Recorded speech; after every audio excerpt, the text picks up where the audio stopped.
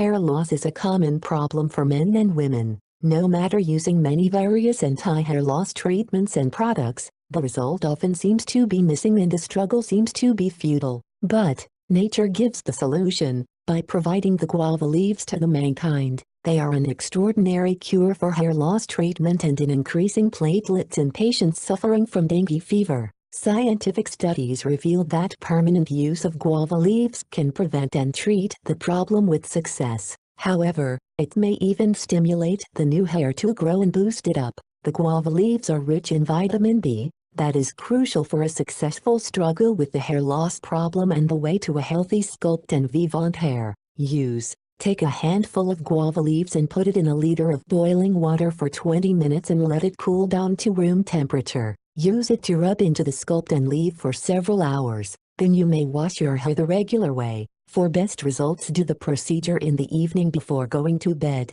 Put on a shower cap and let it affect while you are sleeping. If you like our video, please give us thumbs up and share this video with family and friends.